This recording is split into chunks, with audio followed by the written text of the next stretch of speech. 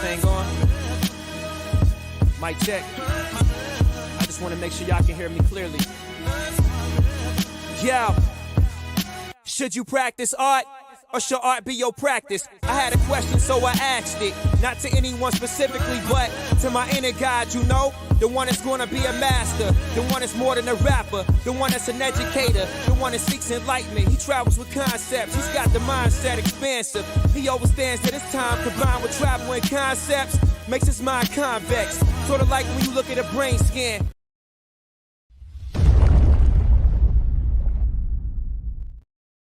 Reggie here, and I want to welcome you to another one of my live streams. This is Comics Today, a celebration of New Comic Book Day, which is why we do the show on Wednesday. And potentially, this is your first time checking out one of my live streams, so I want to give you some idea of what to expect.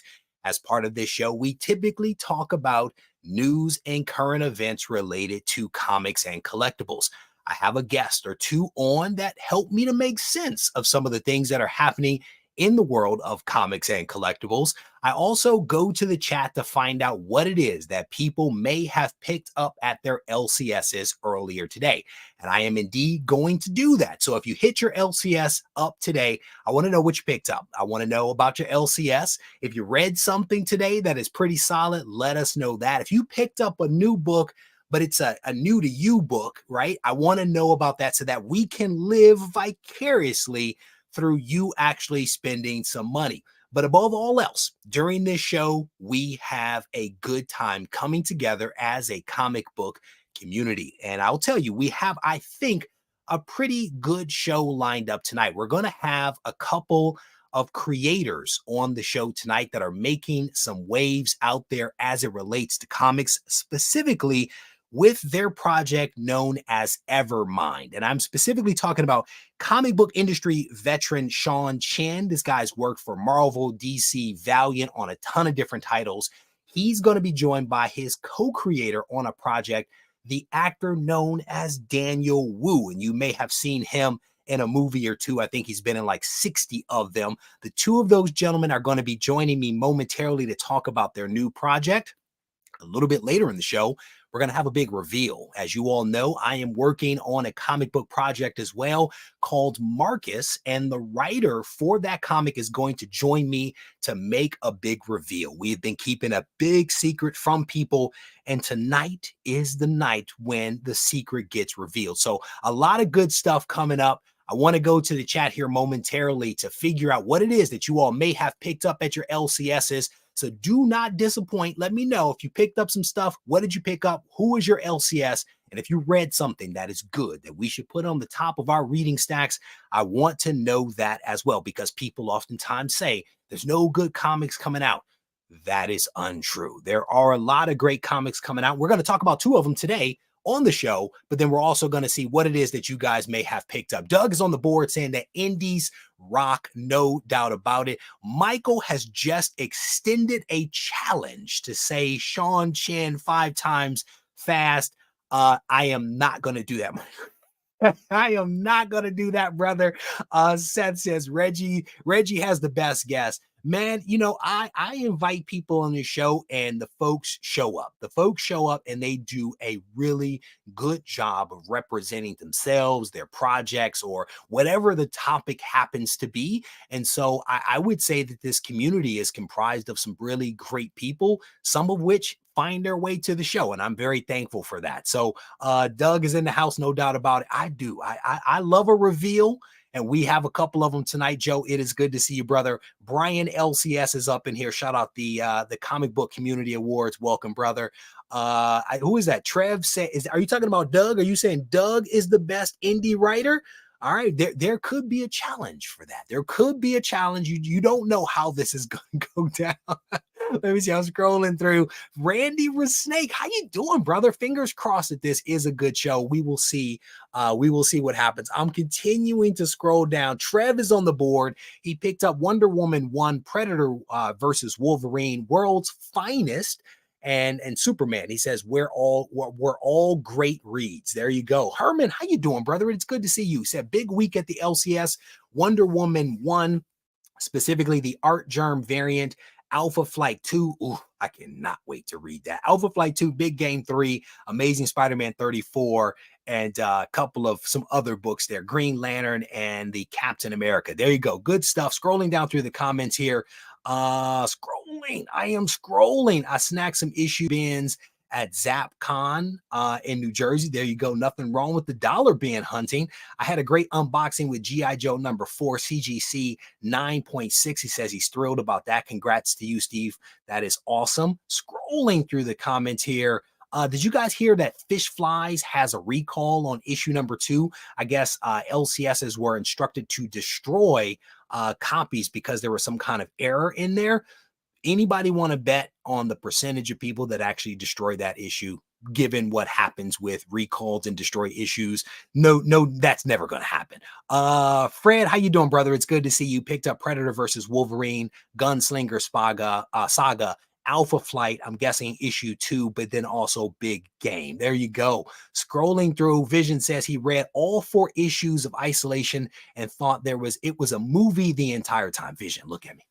Doug wrote it like it was a movie. He really did. Doug wrote Isolation as a novel. We have a novel worth of content that we are converting into comics, and maybe some wonderful producer out there will throw us a bone and decide to turn Isolation into a movie or a TV show, because there is a vision for the project. I think Vision is actually going to potentially do a review of Isolation 1 through 4. We will keep our fingers crossed. He says it was good, easy, enticing read. There you go. And how about that artwork? Scrolling through, Brian, how you doing? Picked up ASM, Captain America, Wonder Woman, Uncanny Spider-Man, and a few others at Fourth World Comics. There you go. Nothing wrong with that. Scrolling through the comments, picked up the first cover appearance of Ultron, Avengers something or another. Says Michael, congrats for that. Scott's on the board. He's going to be a guest a little bit later. He says a big week at JAF. JAF is in Bethlehem, PA. He says, what if Dark Carnage number 1, Batman White Knight presents Generation Joker 5, Spawn 345, and several other books. There you go. Scott's got a long list here. He has a long list. Scott, your LCS loves you. No doubt about it. Shout out to John at JAF. There you go. My LCS 50-cent bins went back to $1. Trev, don't be cheap. Scrolling down through the comments here. Jason's on the board. Big week here also. 33 books in total. Too many to list, but he does highlight Predator versus Wolverine, the Jack Kirby Star. I have that. Emmett sent me like 6 copies of it, so we'll be giving some of those back to the community. I picked up, 7 separate Fall of X titles, Green Lantern, War Journal, etc. There you go. That's what's up. Your LCS also loves you, sir, for 33 books that you just picked up. Scrolling down through the comments, I picked up Amazing Spider-Man 34, Sirens in the City, also the Jack Kirby Star. There you go. Nothing wrong with that. I flipped through the book earlier today. It is very reminiscent, I think, of like a golden age comic, right? The way that it's laid out, the way that they did the paper, that Kirby book does not feel like a modern comic. It to me feels like a throwback to the golden age. That's how that comic feels to me. When you guys read it, let me know what you think. All right. So out of respect for everything that we have to cover tonight, I want to go ahead and segue into bringing on our first set of guests. And as I teed up at the top of this, these 2 creators have come together to roll out something called EVERMIND. And I am talking about Chen, who has worked for DC, Marvel, and Valiant. He's worked on a ton of titles like Wolverine, Iron Man, Batman Beyond, Green Lantern Corps, and he is going to be joined tonight by his co-creator, Daniel Wu. And this guy has been in dozens of movies. I've seen numbers as high as 60 movies, both here in the US and also internationally as well. You may have seen him in Badlands and Westworld and also Warcraft, just to name a couple of his movies. But I want to welcome to the show Chen and Daniel Wu. Gentlemen, how are you? What's up, Reggie? How you doing? I am doing well. Sean, how you doing, brother? Doing all right. That is a fantastic. Is that a poster or a piece of art in the background over there? Oh, it's a picture of Danny Moonstar and Demon Bear that I drew on a large piece of paper that was covering a hole in my wall. That's awesome.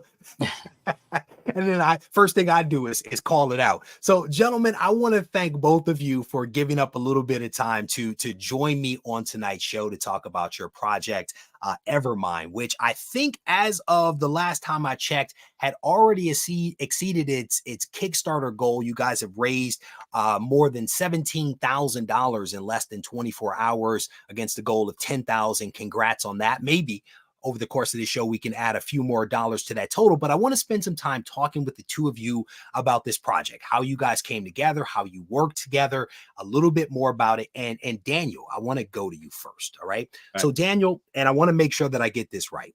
You're an architect, a martial artist, an actor, a director, a screenwriter, a producer, a husband, a father, and now a comic book co-creator. Why at this point in your career and life have you chosen to enter the world of comics? Well, if you look at all the list of things I do, it's all related to creativity.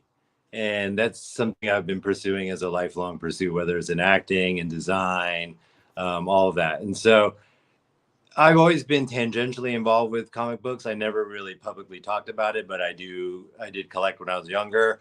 And then more recently, because I have a 10-year-old daughter who's into graphic novels, we go shopping together. So when she goes shopping for her titles, I start looking around. And I go, oh, this looks interesting. This looks interesting. So I've been kind of re-garnering the graphic novel fever in me now. And so I've been picking that back up. But in terms of why I got involved in this project, Carl Choi of 24/7 Comics, he has been a good friend of mine for a long time. And he's been a really great ally, but he's also really great at connecting people and putting people together. And he's known that I've been interested in trying to create original content for a long time, original IP. As a minority in Hollywood, the roles don't just come to you. There are no roles written for you. You have to go and create them, right? And so he knew that I was on that exploration path. And he thought that it would be interesting if we just started with the comic book first. And he was already working with Sean on this. And without me knowing, Sean had already drawn the main character Lucas Zhang in my likeness. So when Carl pitched it to me, I couldn't say no, but it was all things that I really wanted to do anyway. And I really wasn't sure how I could participate in this process, not having ever been in the comic book world before. But I do know about storytelling. I know about character, and that's what I've been doing for the past 25 years. So once we started to have meetings, I finally figured out how I could contribute to the group. And we started talking about character and character development. I was like, this is exactly the same as, film work or television work. We ask the same questions. We push the same agenda. We have to have the motivations clear to make a good three-dimensional character. And so all that really was the same. And so then it became a very familiar process for me, other than the fact that it's much faster than film and television. We could wait several years before you see something on screen. From when you're first talking about an idea, but we would talk about something, Sean would go away for a couple of weeks, and then we'd see, a rough sketch or a rough layout of what he was going to do, and it was so kind of satisfying to see how immediate it was. Although I know Sean was toiling away at home on all those frames to get it in, but I found it an immediately rewarding process. So that's basically how I got involved and why I'm involved, and I think this is definitely a project that we could take to film and television later on. But right now we're concentrated on just making a great book. There was a lot of great stuff that we're going to try to unpack over the course of the time that we have together. But it is amazing when you work with someone as talented as Sean to watch them wave their hand over paper and watch just magic come out of the other end. It is fascinating to watch. But Sean, I want to go to you, brother. For folks that are not familiar with EVERMIND, how would you articulate what this story is about to them, right? There's a lot of people here that are watching this. What is EVERMIND? Okay, well, it started as an illustration I did about 20 years ago. It was a drawing of a gorilla robot and a robot girl. And people kind of look at that drawing and think there's like a lot of potential there for a story, even though there was none. It was just really just a drawing. But Carl Choi, who's head of 24/7 Comics, he asked me if I could flesh out the story. So the story kind of fits that image, the one on the right there. And yeah, it's really hard to nutshell the idea because it has a lot of big ideas in it. I'm not sure if you read it, but it gets pretty complex. But at the heart of it It's a scientist who's played by Daniel Wu. And this is his easiest role because he never has to show up to set, and I'll do all the I have to work go. for him. Makeup. And then What did you say? No relationship with his makeup daughter. needed. No makeup, nothing. Yeah. Yeah. So at the heart of it, it's the relationship of a man and his daughter. And the technology is a little bit hard to explain, but it's groundbreaking, and it has a chance to really disrupt the world. And he kind of does the thing where he kind of opens Pandora's box with this technology, and of course once you open it you can't close it, but he has to go through hell or high water to close it. And the funny thing is he did all this because he could, and because he's driven by this ego, and he has this chip on his shoulder, and he's really just not right in the world in terms of like the decisions he's making.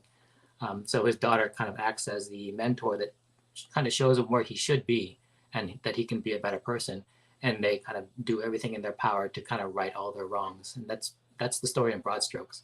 I'll be honest with you, brother. The scenes with the main character and his daughter were a little gut wrenching because I have a daughter, right? And the relationship that exists between the father scientist and the daughter, it is a troublesome one, right? There is no doubt about it. It's my understanding that you all wrote that dynamic based upon, I guess, Steve Jobs and the relationship that he has with his daughter. Can you talk a little bit about that? Because I honestly don't know much about the private life of Steve Jobs, but I thought it was interesting that you leveraged that for this book. Yeah, basically as a foil for the main character, Steve Jobs did have a troubled relationship with his daughter in that, he was never around because he was so obsessed with his personal his endeavors of really growing all the great things he's made for us. His daughter felt kind of left out. And I kind of wrote the same thing in this story, but I wanted to take it one step further. So if you can imagine that science is the family business, like they're all just a family of scientists, this story kind of explores different philosophies towards the function of science in society. So Lucas Zhang, the main character, really misuses science for personal gain because you're older and you might have some fears and misbelief that lead you down the wrong path, and we can kind of relate to that as adults. But then if like sometimes younger children, young girls can be very idealistic and kind of see things in different ways. So she's part of a group that's kind of like activists, that their main concern is making sure that science is used properly. And they're kind of like Greenpeace, that they're very active and they actually do things like raid labs and everything for things that they think are science that are against the public good. So if you look at it, they are on opposite sides of the spectrum. Like they're so far apart in terms of ideology that it's almost impossible to have dinner at night as father and daughter. So the rift between them is so big, and really the story is about them, her as a mentor, kind of pointing him to the right way of being, and then the journey of closing that gap between them. And again, it's really fascinating. It's almost like he creates this technology, opens the Pandora's box, but it's almost like he never stopped to think, should I do this? It was more like, I can do this, I'm going to do it. And now it's like, oh my goodness, what just happened? Daniel, we just got a nice little breakdown there from Sean. Would you add anything to what he just overviewed in terms of the story that is EVERMIND? Yeah, and I think, there's this Lucas Zhang kind of represents this relentless pursuit of success. And I think all men definitely deal with that in their lives, right? And what are the costs of that? And I think one of the things we see is that he's neglected his family in that relationship. But on another side, it allows other people to take advantage of him because they know that's what he wants. He needs funding for all of these technologies. And so people will start to manipulate and use him to get what they want out of that technology, right? So he may have nefarious intentions, but other people do. And his desire to get it done and succeed supersedes everything. And so, he basically walks himself into a very dangerous situation, bad relationship with his daughter, and a bad situation where his technology could be taken from him and used for something totally that he didn't even think about, right? And I think this is very, apropos to today with this conversation about AI and where that's heading, right?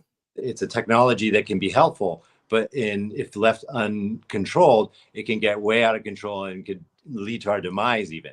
And I think this technology is also similar to that in this EVERMIND technology in this Neuralink that he's come up with is that the people want it.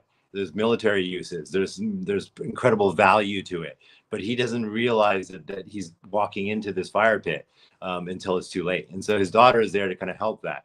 And then, this sounds very heady and very confusing and all, but it's not actually. And then there's also great action because in this Neuralink system, there's these mechs that you control with your mind. Some of them work in this theme park called Boboland, and then some of them are military mechs, and then some of them actually do double jobs. They work as princesses by day, but by night they're like, topless dancers in the underworld, right? So I did not expect the layers to this story when I first started out. I mean, you have the military industrial complex, you have a Disney World like place, you have soldiers fighting virtually through these mechanized machines. I mean, it was fantastic. The scene where the girl and the woman change places, I did not expect that.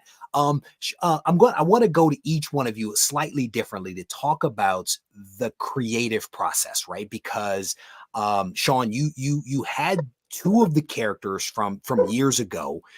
You were already working on some things. Daniel came in. You guys started to have some conversations. Daniel, what was the creative process like for you, having never created a comic before, but you are a creator? What was that relationship like between you and Sean? Well, I think it was very easy. At first, again, I didn't know how to contribute, so I was very quiet the first meeting or so. But like once we got into it and talking about character and development and how the narrative was going to unfold, like that all became very natural to me. So I just put in your 2 cents here and there, right? And we talked about like certain devices, like how do we use flashback? How do we use this to fill in backstory? How do we get the readers to understand what is the motivation behind the character? So all that was the same. And so surprisingly, there was not a hard transition really to get into this and to work with Sean. And all we were trying to do is support Sean, because Sean is really doing this by himself most of the time. He's writing and drawing, and that's really, really hard to do. So we're basically served as a kind of sounding board for him to bounce ideas off of, because it's really hard to create something in an echo chamber, like when you're by yourself. Yep. But if you're around people that you can throw ideas out to and they can bounce back other ideas, that can help the flow and the process much better. And so I think that was my best kind of attribute to this group, was to be able to add certain ideas here and there and add to the character development. So Sean, going to you, I mean, you've worked at Marvel, DC, Valiant, you've worked on a ton of different titles. What was the process? How was the process different with Daniel and with this situation versus maybe what you've done before? Or was it the same? I honestly don't know.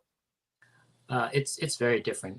So the stuff I did for Marvel and DC, I was just a penciler. I mean, I say just a penciler. It's a big job, but the story comes from someone else.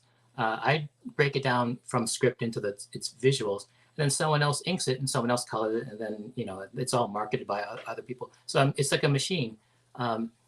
And that machine is relentless. It just keeps moving on, and we kind of churn out these comics as like a factory. So when I left that behind, all of a sudden the biggest change is I'm picking up the writing chore. I think people know what to expect from my artwork because they've seen it so much. Even though I think I'm doing the best work of my life on this book because it's my baby, so I'll put in way more effort.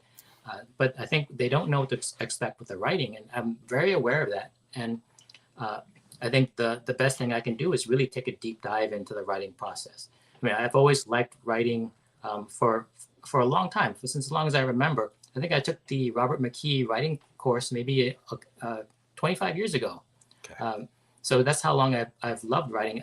I didn't dare give it a go, try to do it. But now I am.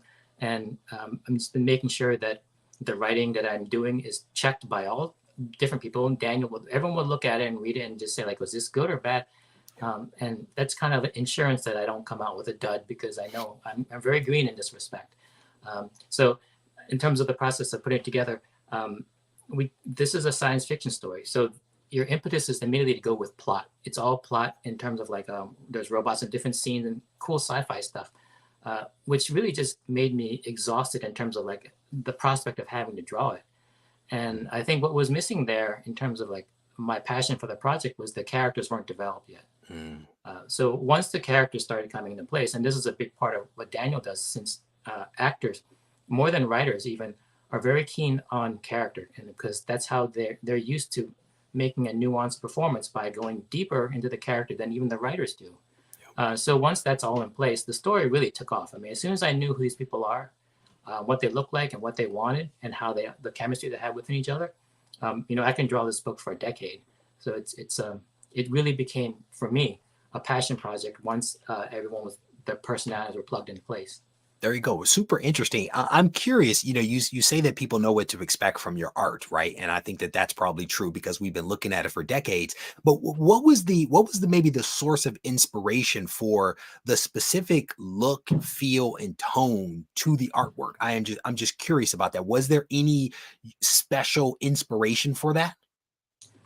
I've always been interested in science fiction. My favorite movie is Blade Runner. I love movies like Minority Report and the second Blade Runner and all the Star Wars movies. The world and the creatures and the technology was just, it's really fun to draw. So I'm an industrial designer by, it's what I majored in at Carnegie Mellon. And so drawing mechanical things is fun for me. And then if there's speculative future mechanics, that stuff is just too seductive to draw. And so the sci-fi was just a natural fit for me visually, but also from a story standpoint. I think it's the best genre to tell stories in. There you go. So thank you for that. I didn't know how you would answer that question, but I like to ask the questions to kind of see where people are going to go. So earlier, I think it was yesterday, I saw a Deadline article that actually came out about the two of you. It was updated after I first saw it, and they rounded out some additional details in there. But it indicated in this Deadline article that there was potentially the possibility for this EVERMIND project to be adapted for TV and or film. Daniel, I'll go to you first. Is this at the moment something that is in the works, or is this more of a possibility that could happen if the right people see this comic, if the audience gravitates towards what you guys are doing? Talk a little bit about that. Yeah, more of the later. The former, like we're in a strike right now, so we can't even be talking about stuff like that. Yeah. So, I mean, really, I think what we're trying to do is write a good comic, but then see how it goes. And if there's a great following, if we're able to pull, Sean's fans and followers and my fans and followers into this, and there's an interest. And this is why we're doing it this way in this kind of Kickstarter method, is because we want to cut out the middleman. Like whenever you get into production, even on a comic book or in a TV show, you got to get the permission from above, from the man above, right? You got to get the green light, you got to get the budget, you got to get all these things, right? And so we're trying to cut out that part of the process and really go straight to the creators and straight to the audience to see if they want to see this made, right? Yep. Then that makes it a much easier pitch later if you want to pitch it to a studio or whatever to support it. You go, look, you have a built-in audience. We have this many people who bought the comic, right? And there's this many people that are following our Kickstarters and all that stuff. And so that is all proof. Like Hollywood's an interesting place. They only really go for low-hanging fruit. Nobody wants to take risks, right? But so essentially what you're doing is de-risking it a little bit for them to reduce that hurdle. Is that what I'm hearing? Softening the edges a bit, so it's easier for them to understand. And the great thing about a comic book is that it's pretty much laid out visually for you, right? It's like a what's it called? Storyboard. And so they can look at that and they go, okay, I understand what you're going for visually. I can understand what you're going for tonally. I understand all of this stuff. And it just makes it much easier for them to understand, especially when you're doing something like sci-fi, right? Because you can explain the world all you want to people, but people's imaginations can be very limiting, right? And so if you have it all laid out, they can just look at that and understand what it is with one look, And so, yeah, that is our goal. I think our goal, long-term goal is to try and get it into, animation, television, or film, one of those three, or all the three, But I think our goal right now, the short-term goal, is just to make a great book. And I think we're really, headed there. With the Kickstarter success that we had yesterday shows that there's a lot of people out there that are eager to see this, and want to read it. And then also the reactions from you guys, like it's been a great response so far. So we know the content is good and is there. And so we just really need to just release it and see how it goes. I think to Sean's point, I think people recognize that Marvel and DC and other publishers are a machine and they are churning things out. And sometimes the quality might not be there. But with Yes. some of these indie projects, to the point of a creator taking the extra time to really put his heart and soul into it because they believe in it and they have the time, the finished product is actually pretty darn solid. I read the story, I enjoyed the story, and I'm fingers crossed that other people will read it and enjoy it as well. But Sean, I'm curious, brother, when you started drawing this thing, clearly the inspiration for the main character is sitting here on screen. But did you also draw this thing in a way that it was definitely grounded in the real world? Because it was almost like Disneyland was right there on display. Did you think about this might be a movie, this could be a TV show? Let me think about how to ground this in reality when you were drawing those scenes? I think that's how I usually work. I tend to draw things kind of very, very grounded. This is, science fiction is a very broad term, so a lot of it you can go into year 4000. But this story is like maybe like 10 years in our future. So it's not that far away. So the world looks the way it does, and then I tend to draw very realistically. And I think the reason for that is that I think if you draw realistically, the story feels like it's happening.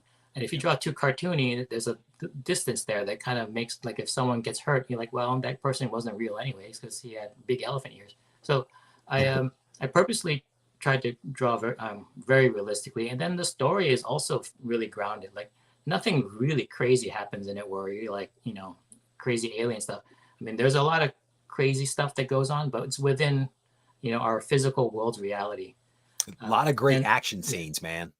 Oh yeah, none of that was to groom it to be a property for movies and television. In fact, in the beginning, I tend not to like those projects. They're clearly Netflix pitches, and you can always tell this because when you read them, they spend a lot of time in one set, one area. To keep it super cheap, right? Yeah. And you could tell I did not do that with this story. I mean, and I think that's the biggest problem is that we're kind of all over the world with this story. I mean, there were, again, the thing that I enjoyed was that there were lots of different layers to the story, right? There's a lot of different things that could interest people as the story was being told, just in issue 1 alone. And it wasn't so much that you couldn't get into it, because I followed the story relatively easily, but there was these little bitty tidbits that, I recognize that could be interesting. Let's see where this goes, kind of thing. I wonder when they're going to pull that thread. That was my thoughts as I was going through this. But gentlemen, I want to thank the two of you guys for coming on. The very last thing, Daniel, I want to ask you, or either one of you, is you did this, you kicked off with 24/7 Comics, this Kickstarter campaign yesterday. The thing has already raised more than $17,000. There is a link in the description of this video for people to be able to check that out. But do you want to talk a little bit more about like the vision that you all have for that Kickstarter? What are you going to do with those funds? What comes next? Because you guys have already exceeded your goal. So what comes next with the Kickstarter? Well, we're hoping that it just doesn't stop there. We still got 20 something days left to go on it. So that'll be a measure for us to see how successful this thing is, because not many people have done it this way before. It's kind of a new way of doing things. And so we're very into supporting the independent spirit. And so we really want to see how successful this can be. But I think the funds obviously go towards the production of the book and to all the things we need to do to get done to get it out there. And then we'll probably have another Kickstarter for the back half of so this is for the first 3 issues. And then there's going to be 6 issues total. We'll probably do another Kickstarter for the back 3. So any leftover funds from round 1 will kick over into round 2, and then any of that will support the marketing of the book. Because obviously, as you know, there's so much content out there that if you don't market it properly and people know about it, then, it's hard. It's also as if you didn't do it at all. Right. So that I think that'll be our main focus for now. There you go. Super helpful. As we get ready to wrap up, Sean, any parting thoughts? Again, there is a link in the description of the video for people to be able to support the Kickstarter, but any parting thoughts before I let you two go? Basically, this is a passion project of mine. It's been developing for 2 years. And I think you can really see on the page the passion and the energy. It really does kind of crackle with energy, and I've kind of thrown everything in there. In this story, you'll find that it's a very original idea, and it has maybe 3 or 4 really big ideas that once you read it, it's like, oh, that's kind of neat. This portion right here, you can make a TV show just out of this portion. and you'll probably think to yourself like, wow, this is a neat idea, and I'm surprised no one thought of it before. So I think that's kind of what's really needed now, because I think people are rehashing old ideas and taking a very safe bet and kind of repackaging stuff that were successful in the past. Yep. So with this, we're taking a big swing into a whole bold new direction. And I think when people see it, they're going to be taken aback by how unique it is. And so I hope, people give it a try, and then also let us know how we did. I have no doubt that you guys are going to be successful. I think you're on a very good trajectory right now with just the last few things that you guys have done. I wish you nothing but success. And again, for those people that are joining a little bit late, we've just had a conversation with Chen and also Daniel Wu that are working on a project called EVERMIND. There is a link in the description of this video. I definitely want to encourage you guys to check it out. Gentlemen, thank you for spending time with me. I absolutely appreciate it. Thank you for having us. Thanks. My pleasure. Supporting. My pleasure. I'm looking for my mouse now. Thank you both. All right. So shout out to both of those guys for coming on. Shout out to 24/7 Comics for reaching out to me and asking me to support what they were trying to do. And I've said this before, that we are in many ways in a golden age of indie comics. There are some amazing independent projects that are coming out right now. And if you are in a position to support some of these projects, I definitely want to encourage you to do so, because some folks are doing some really good work. They have the first 3 issues done. I was only able to read issue 1, but I'm looking forward to reading issue 2 and 3 a little bit later. So again, link in the description to be able to check that out. All right. So we're going to make a little bit of a transition here. I have, as I indicated earlier in the show, we have a little bit of a reveal that we are going to do over the last few weeks and probably last few months. We've been talking about a project that I'm working on, an independent comic project called MARCVS. And we have dropped all kinds of hints about this. We've spoken about it in detail. But tonight, there is a secret that we are going to reveal. And I want to welcome to the show the writer behind MARCVS, Scott. How you doing, brother? Hey, Reg. Doing well? Nice short box shirt. I like that. Oh, thank you. Clearly Black Shirt Day. Yep. Interesting story behind this EVERMIND stuff, brother. I mean, it was a pretty good read. I'll be curious as to what your thoughts are when you get a chance to check it out, because I know you will. But a lot of really great stuff coming out from indies. But to the topic at hand, we've been keeping a secret. And we are going to reveal the secret tonight. But I want to pull up on screen something that we released in, I think it was Isolation issue 4, if memory serves. And it was this ad right here, right? So my hope, Scott, is that you can tell us who and what we are seeing in this image. Maybe starting with the center character doing the creepy guy in the suit, and doing the guy with the cameras last. But walk us through what we are seeing here in this ad. So first off, I will say this is the reveal I've been waiting to do. This is the big one. So, I mean, we've talked a little bit about the story, and the center character, the Roman centurion, he's in his centurion outfit, is Marcus Longinus. So again, to recap very quickly, Marcus Longinus is in legend. He's in the Bible. He is the Roman centurion that stabbed Christ on the cross with the spear. He was blind in one eye, and when the blood came into his face, it healed his vision, but it also cursed him to roam the earth, and he is to be the first witness of the second coming of Christ. So that is, and what he did, he became a missionary afterwards and everything. What he did was out of mercy, because crucifixion is a brutal death on a cross. So slow and painful. Yes. So what he did was more out of mercy to Christ than, basically, doing it out of malice. The gentleman to the right is Cassius. Now, Cassius is also a Roman centurion. He was with Marcus. They grew up together. They served in the 5th Legion together under Pontius and with Pontius Pilate. So, the 3 of them were, good friends. Cassius, though, is sort of the antithesis. He does things out of malice. And in my particular story, when Christ was tortured, he's the one that did it. So the same blood that gave immortality to Marcus out of mercy gave Cassius immortality out of cruelty. Because nature loves a balance, right? So you have to have a light and you have to have a dark. So here is the two main characters within the story. And then the gentleman that is on the left is named Carmen. Can you talk a little bit about Carmen with his camera and very large video camera? Yep. So when I had the story, I had put everything together, and really the story of Marcus and Cassius really flowed, and I had everything. My problem was I didn't have a connective tissue for the story. And growing up, we had a family friend. His name was Carmen Gentile, and his son, Carmen Gentile, was a friend of mine. We grew up together, and Carmen became a battlefield reporter. And he had an incident in Afghanistan that he wrote into a book of his that we'll share with everybody here in a moment.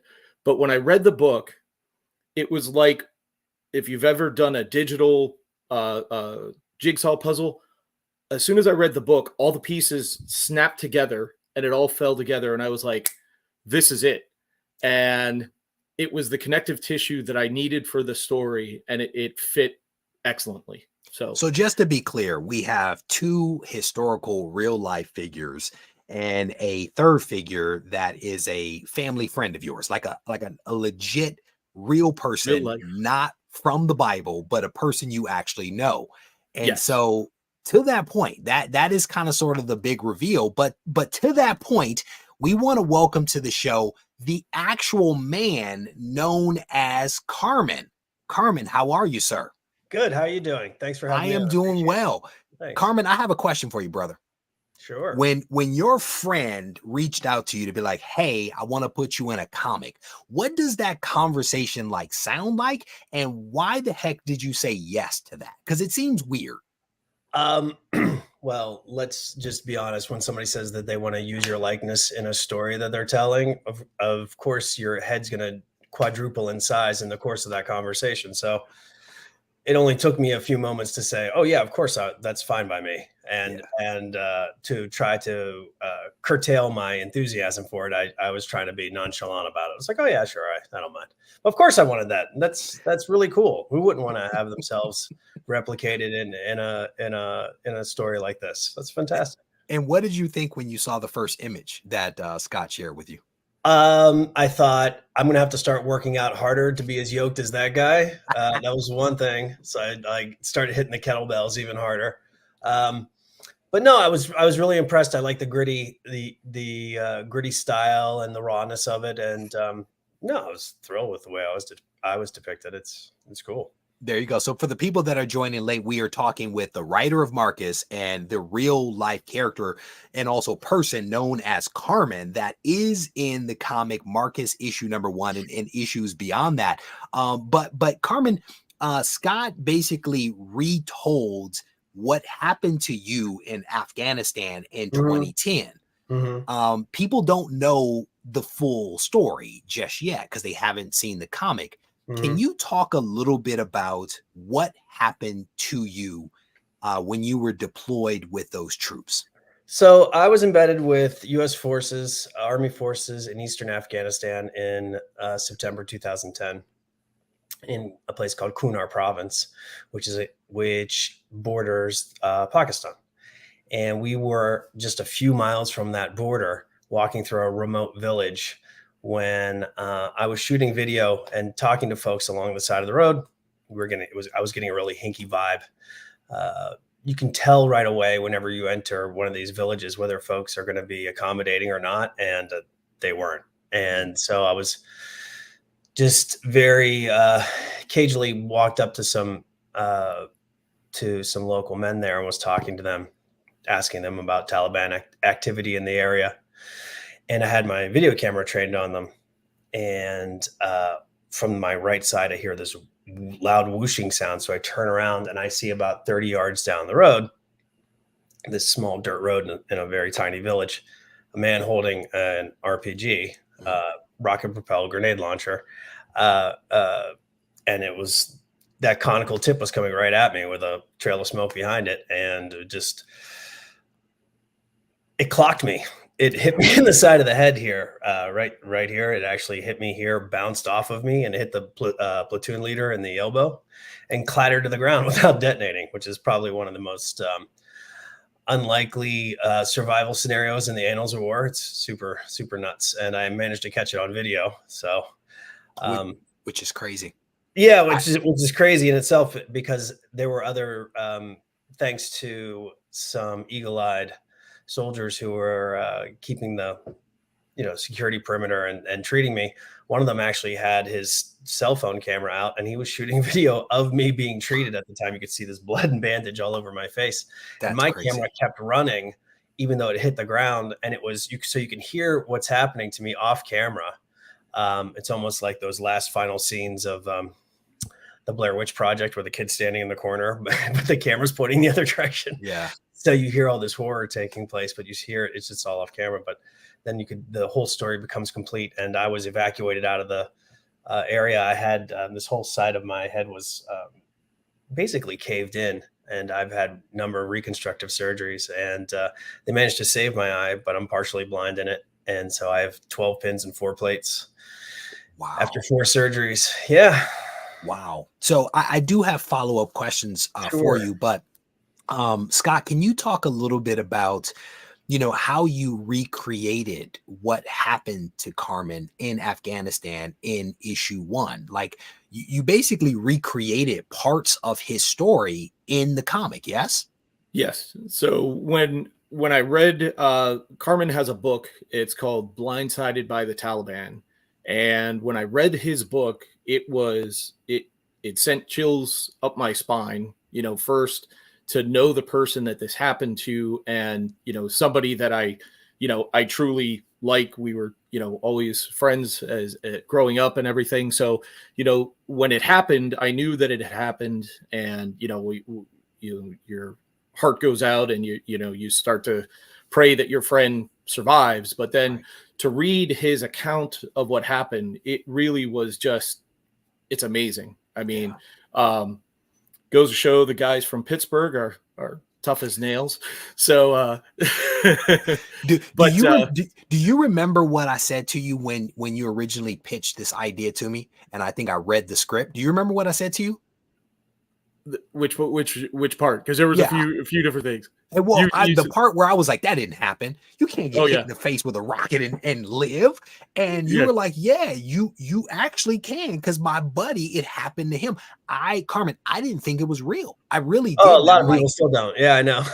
but here's the thing. And I'm going to come back to you in a second, Carmen. To your point about your camera still being on, Scott, we've built into the comic QR codes that tap into audio files and songs and things like that. But we also tap into something really special related to Carmen. Do you want to talk about that?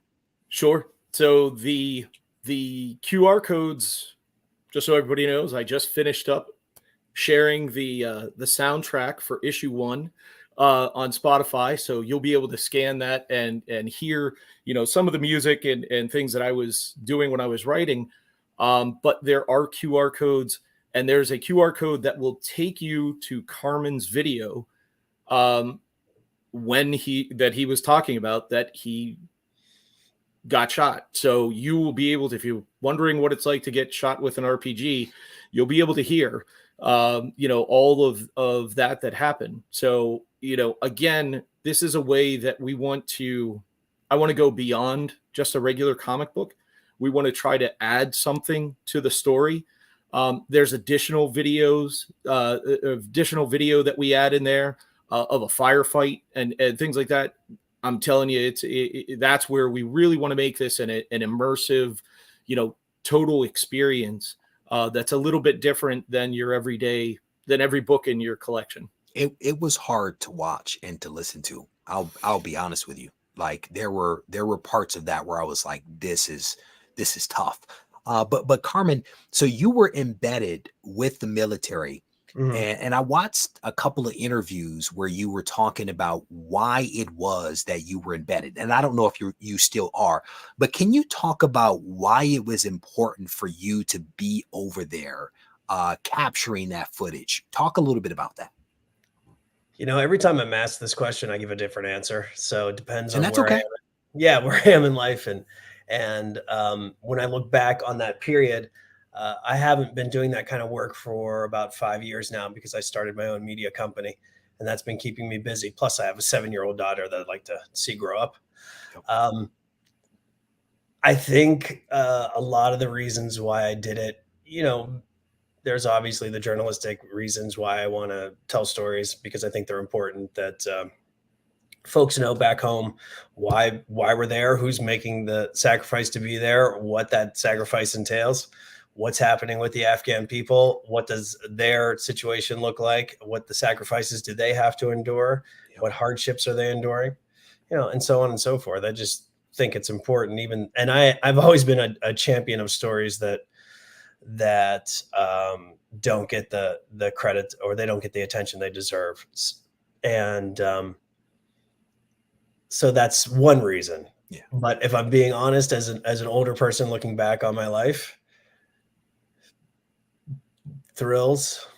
I mean, you know, you have, and a myriad other reasons that I don't really want to dig that deep into right now. But I'll just say this: you have to have at least one screw loose. Do that stuff and do it over and over and over again. You know, I watched some of the videos, brother, and I was like, yeah, that ain't right. I know. I don't know about this Carmen guy, but I know. the reality. I've looked back on some of the things that I've said previously on this topic, and I thought, oh God, that's, first of all, that's a bunch of horse shit. I can't believe we even said that.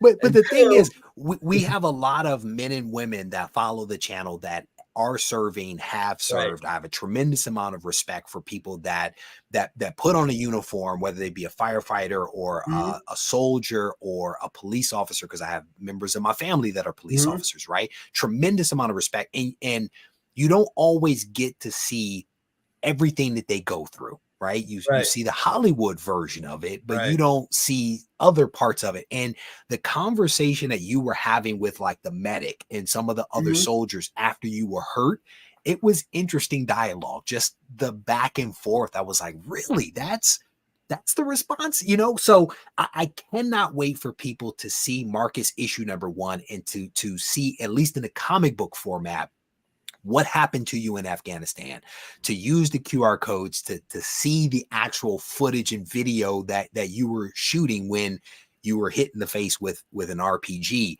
The other thing I'll mention here is that we are rolling out a package on soldierpublishing.com featuring your book. And Scott mentioned your book earlier today, Blindsided by the Taliban. I heard it was called something different. Is that correct? Was there a different name? Should we not talk about that? No, that broke my heart. But the original title of the title that I really wanted was Kissed by the Taliban, because it's real, you know, F you, I got shot in the face. I thought it was funny. A friend of mine gave me that idea and I loved it. I loved it. But at the last minute, my publisher told me if it has that title, certain people won't carry it. And there were and it was a business decision that was out of my hands because I still like Kissed by the Taliban. I think that's way better. Of course, it says Kissed by the Taliban on the back of the book.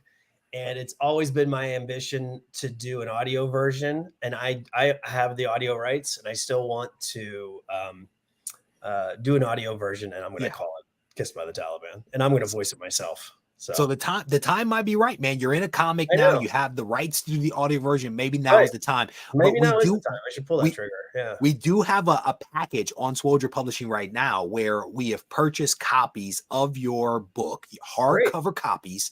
They're being sent to Scott. When you're back in the U.S., we're going to get your signature on them, and we're going to offer the books up with cover A of MARCVS for people. And this is part of how we're raising funds to support the project, but then also support you as well. So Great. Appreciate that. no, it is absolutely my pleasure, brother. To the point, Scott was looking forward to this reveal. I was looking forward to actually having a real conversation with you, because we've exchanged messages and emails, but we've never actually spoken. So this was interesting for me. But in the description of this video, I will include links to your website so that people can learn a little bit more about you. If they want to go ahead and purchase copies of the book, they can do that as well. Or they can just go ahead and hit up swoldierpublishing.com and buy the package that we just posted up. But Carmen, before I let you go, any parting thoughts about this project or Blindsided by the Taliban? You know, I'm just really excited to see all the final product come together, and to see people's reaction to it and talk to folks about it. I think it's a great medium for telling this story. You know, I wrote this book with a storyboard in mind. It was very easy for me to think about the book in cinematic beats. If you've read the book, it's in very, very short chapters, and there are many of them. It's not a long story. But it's one of perpetual motion, I like to think. And it's one in which like I said, I thought about it in a storyboard sense of how it was going to come together, because, you know, I come from a visual background as well as a writing background. So the merger of the two to me is just fantastic. I'm really looking forward to seeing how it all comes together. There we go. Scott, any parting thoughts from you? Yeah. And, you know, first and foremost, you know, I have the deepest respect and thanks to Carmen for allowing me, you know, to use his story, his likeness in this book, because, you know, it truly, you know, I really flat out, without any questions, you know, my thoughts first and foremost were for his safety and everything. But it's also something that, you know, this is a part, war is terrible, and things happen. And if this allows some exposure to maybe a side of things that people don't get to see, you know, again, that's another part that I wanted to sort of highlight here. That there's soldiers, but there's other people that suffer as well. So, you know, I hope that this is, again, I think this is a very compelling story. I think we've got a lot here. And I really hope everybody likes it, because I think the artwork is phenomenal. The story is nonstop. So hope everybody likes it. Chase did a fantastic job on this cover and also on the artwork. The other thing that I'll mention as I get ready to let you two go is that both of you will be at New York Comic Con. And you guys are going to be on site along with the isolation team, meeting people, doing signatures and all that good stuff. So if you have plans to be in New York Comic Con, you definitely want to look for us. I don't know exactly where we're going to be. It may be a nondescript table. So you just have to look for me and these other two guys, and we will make that magic happen. But Carmen, I am looking forward to meeting you in person, brother. I can't wait. This is really great. Yeah. Thank you for allowing us to use your likeness in this book. Thanks and for I cannot including me. wait This is great. for you to get the finished product in your hands. Yeah, I'm really looking forward to it. Thank you so All right, much. Gentlemen. Thank you both. I appreciate you. All right. Take care. Have a good one. All right, there we go. So a lot of really awesome guests tonight. I didn't know how tonight was going to go with 4 people, but we made the magic happen. 2 great projects in EVERMIND and also in MARCVS. Scott and I have been waiting, planning for this reveal of the real man known as Carmen behind this book that is the center of the book. And again, there are some great packages that are available on swoldierpublishing.com. You can spend a couple of bucks, just get the cover A, but then you can also do some of the other stuff, mystery boxes, and also the bundle book, right? So Carmen's book, Blindsided by the Taliban, he's going to sign those as soon as he's back in the United States, and we will hopefully be shipping those out with the cover A. But with that said, I want to thank all of you for hanging out with me tonight. If you haven't yet subscribed to the channel, I want to encourage you to do so, because this is the kind of content that we bring to people, right? Awesome stuff like this, awesome guests.